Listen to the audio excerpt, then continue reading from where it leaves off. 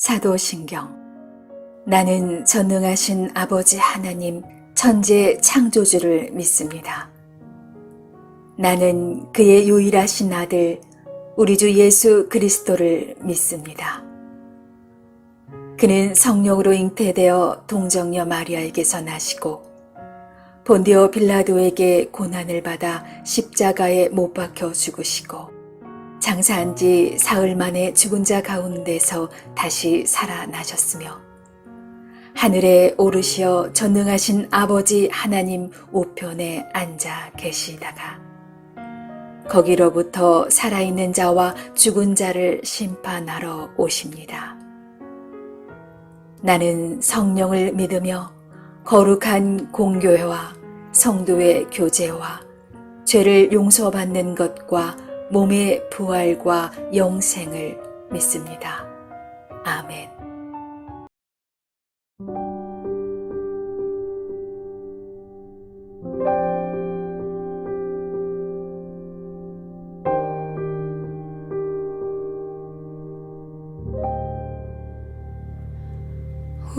우물가의 여인처럼 난 구했네. 헛되고 헛된 것들을 그때 주님 하신 말씀 내 세매와 생수를 마셔라. 오 주님 채우소서. 나의 잔을 높이 듭니다. 하늘 양식 내게 채워주소서. 넘치도록 채워주소서.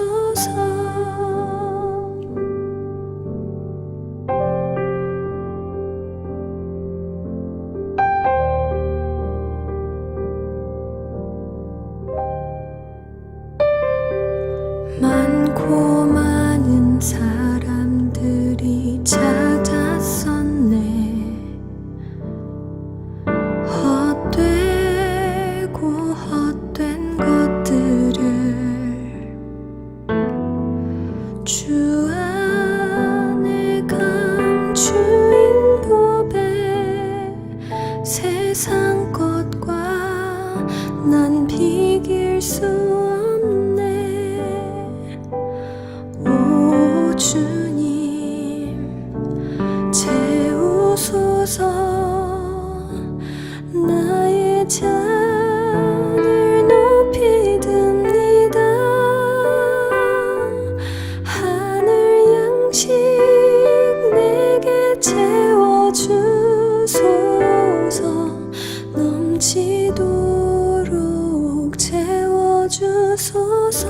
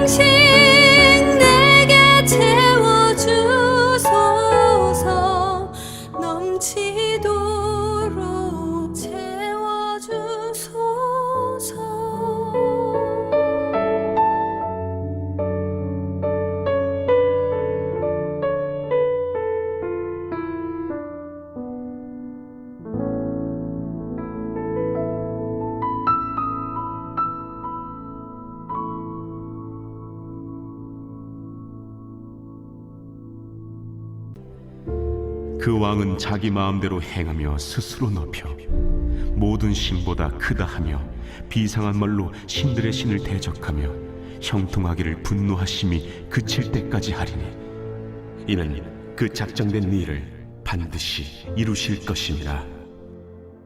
그가 모든 것보다 스스로 크다 하고 그의 조상들의 신들과 여자들이 흠모하는 것을 돌아보지 아니하며 어떤 신도 돌아보지 아니하고 그 대신에 강한 신을 공경할 것이요 또 그의 조상들이 알지 못하던 신에게 금, 은, 보석과 보물을 들여 공경할 것이며 그는 이방 신을 힘입어 크게 견고한 산성들을 점령할 것이요 무릇 그를 안다 하는 자에게는 영광을 더하여 여러 백성을 다스리게도 하며 그에게서 뇌물을 받고 땅을 나눠주기도 하리라.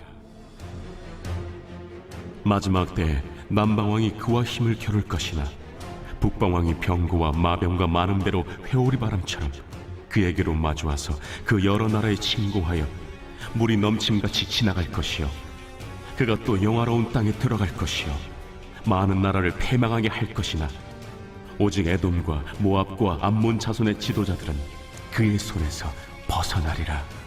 그가 여러 나라들의 그의 손을 펴리니 애굽 땅도 면하지 못할 것이니 그가 권세로 애굽의 그 문과 모든 보물을 차지할 것이요 리비아 사람과 구스 사람의 그의 시종이 되리라.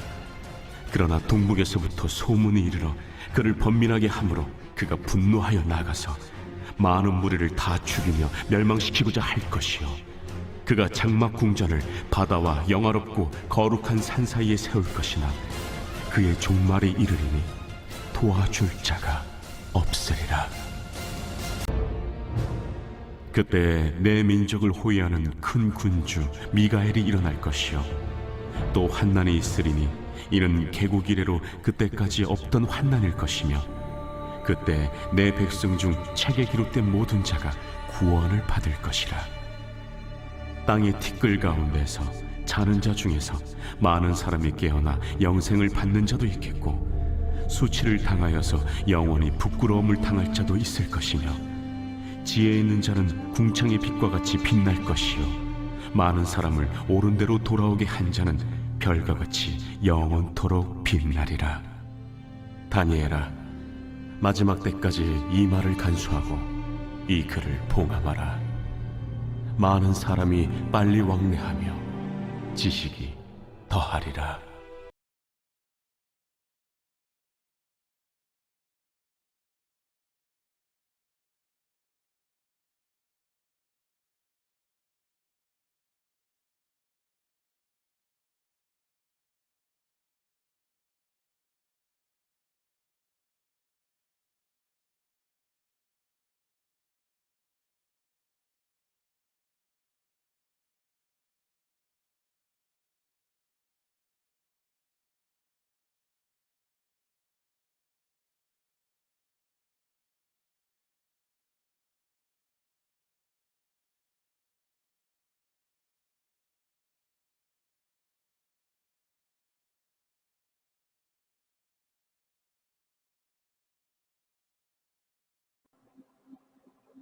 샬롬.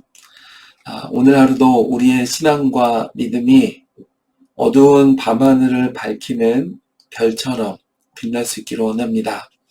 오늘 함께 읽은 말씀 40절을 보면 남방왕과 북방왕 사이에 벌어지는 이 치열한 전쟁에 관한 계시에 대해서 다니엘에게 보여주셨습니다.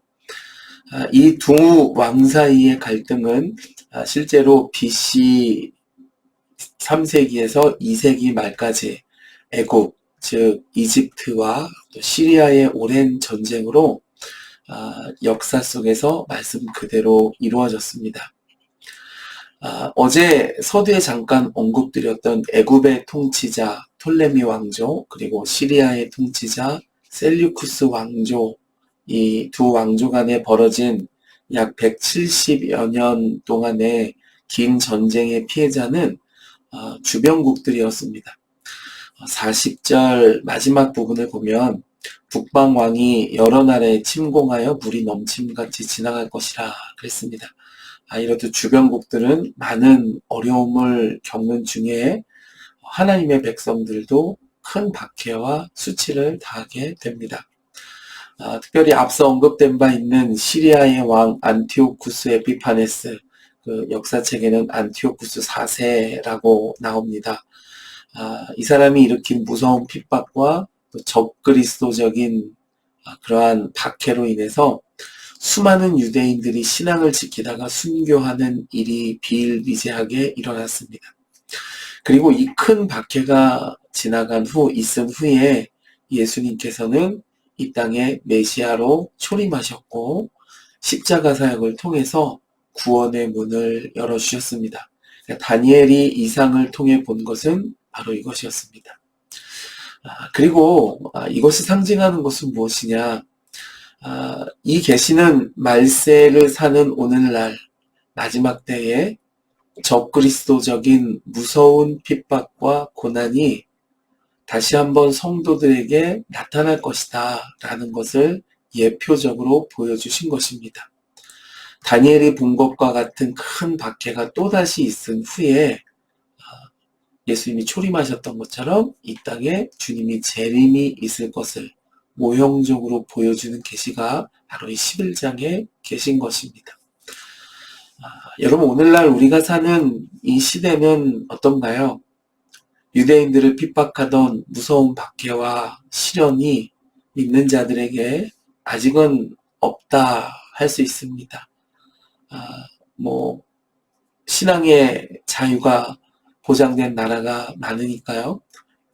그렇다 하더라도 오늘날에도 역시 하나님 나라를 대적하고 십자가 복음을 무시하며 성경과 신앙과 믿음보다 권력과 배금주의를 앞세우는 이 시대의 패역함들이 만연한 것을 우리는 보게 됩니다. 동성애를 법제화하고 교권주의가 날로 거세지며 교회가 복음보다 세상적 인기에 편승한 여러 일들이 많이 일어나고 있습니다. 이와 같이 이 시대의 적그리스도적 요소들은 얼마든지 잔재해 있는 것입니다. 아직 드러나지 않았을 뿐인 것이죠. 다니엘서 12장 1절을 보면 그러다가 마지막 때에 이때까지 없던 환난이 일어날 때 그 환난과 함께 생명책에 기록된 모든 사람이 구원받을 것이다 라고 말씀했습니다. 2절에는 그때 죽은 사람들도 깨어나서 영생을 받는 사람이 있고 영원 형벌을 받는 사람이 있다고 했습니다. 이것은 예수님의 재림 때에 있어질 일들로 또 신약성경 여러 곳에서 이와 같은 다니엘의 계시와 같은 동일한 말씀들을 주시고 있습니다.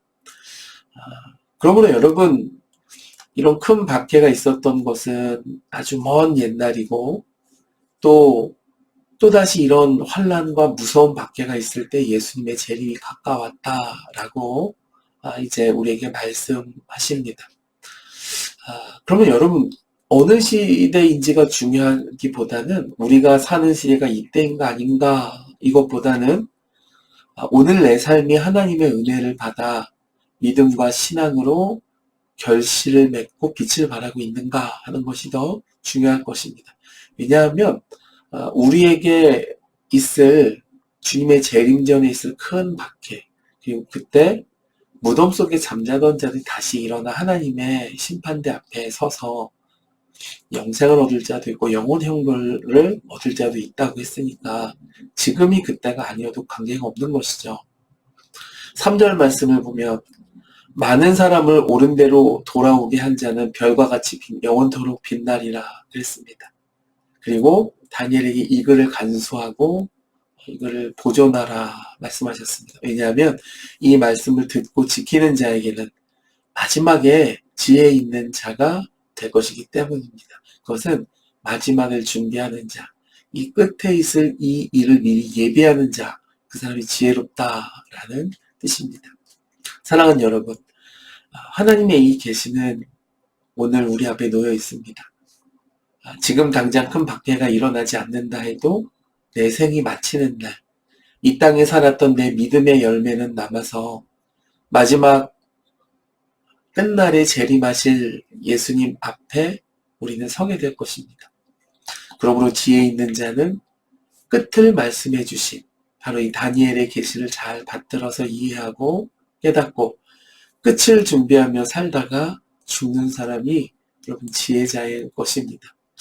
그리고 마지막 때 영광 중에 얻을 영생을 믿음의 눈으로 바라보는 사람이 지혜자일 것입니다. 오늘 하루 우리 삶에 그런 하나님의 은혜가 넘칠 수 있기를 주님의 이름으로 축복해 드립니다.